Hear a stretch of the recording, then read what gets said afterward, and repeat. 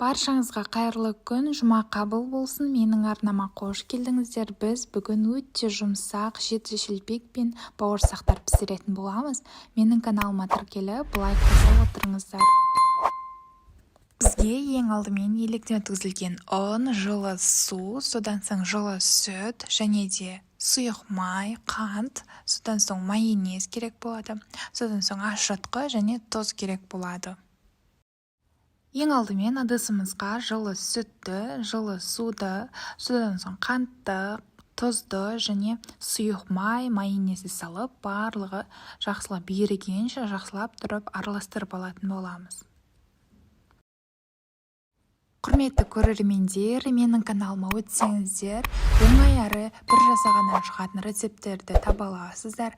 Міндетті түрде кіріп көріп, лайк басып, маған қолдау білдіріп отырыңыздар.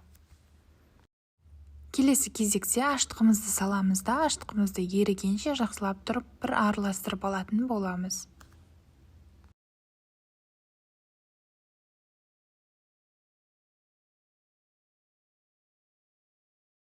Келесі кезекте ұнды қосып, жақсылап қамыр илейтін боламыз. Ұнды міндетті түрде електің көмегімен өткізіп алыңыздар. Сол кезде біздің бауырсақ шелпектеріміз үлпілдек, әдемі болып пісетін болады.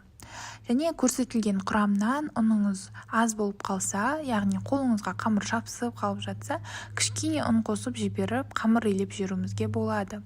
Бірақ та ұнды көп қосып, қамырымызды қатты қылып алмауымыз керек.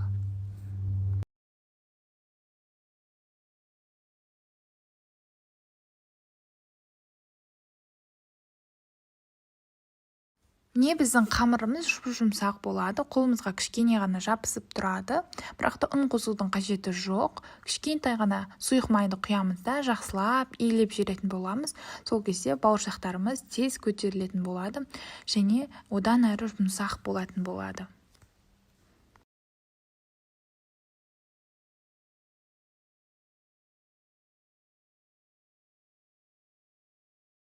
Міне бізде бір келгі өте жұмсақ қамыр пайда болады. Енді бұл қамырымыздың бетін пленканың көмегімен жауамыз да жылы жерге 35 немесе 45 минутқа қойып қоятын боламыз. Қамырымыз көтерілуі керек. Міне біздің қамырымыз міндетті түрде үлкен болып көтерілуі қажет. Содан соң бетіндегі пленкасын алып тастап, бөлшектерге бөліп жасай беретін боламыз. Ең алдымен біз жеті шелпекті жасайтын боламыз. Сол үшін жеті шелпекке арнап, майда-майда бөліктерге бөліп аламыз. Жеті шелпекті бірдей болсын десеңіздер, міндетті түрде таразыға өлшеп жасасаңыздар болады.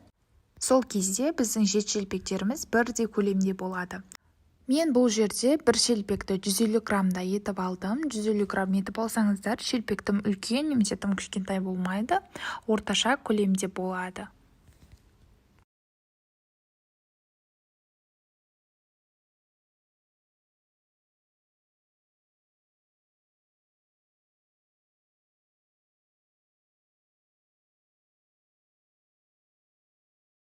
Жеті шелпекке арнап барлық қамырды бөліп алдық. Енді қалған қамырдан біз бауырсақ жасайтын боламыз. Сол үшін қалған қамырды екі бөлікке бөлдім. Екі бөлікке бөліп домалақтап қоямыз, ал шелпектердің қамырын барлығын дөңгелетеміз.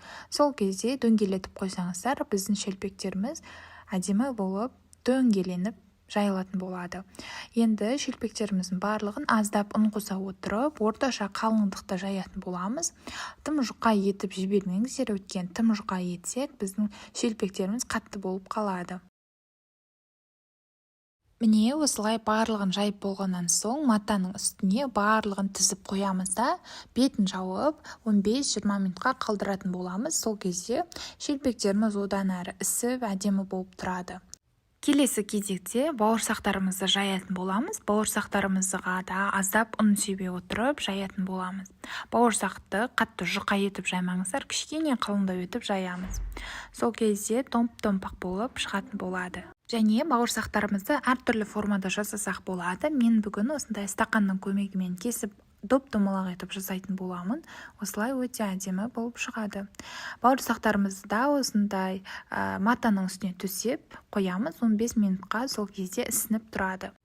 Енді бауырсақ пісіретін ыдысымызға майды көп мөлшерде құямыз да, майымыз қызғаннан соң үстіне шелпектерімізді бір-бірден сала отырып, жоғары отта пісіріп алатын боламыз. Осылай қатты ісіп кетпеу үшін шолпымен басып отырсаңыздар болады. Міне, осымен біздің шелпектеріміздің барлығы пісіп болды. Келесі кезекте бауырсақтарымызды пісіретін боламыз. Бауырсақтарымызды осылай барлығын салып, оны да жоғары отта пісіретін боламыз.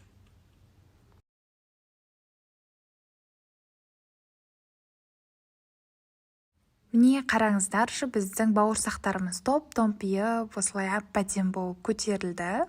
Енді келесі бетін аударып, келесі бетін де пісіріп алатын боламыз. Міндетті түрде осы рецептпен жасап көріңіздер, өте әдемі, топ-томпақ болып осылай шығады. Бауырсақтарымыздың барлығын осылай пісіріп алатын боламыз.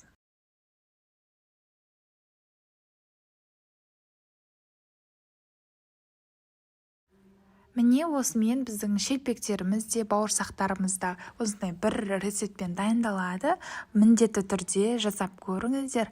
Барлықтарыңызға жұма қабыл болсын, ниеттеріңіз қабыл болсын, баршаңызға ас болсын. Сіздермен бірге болған Раушан.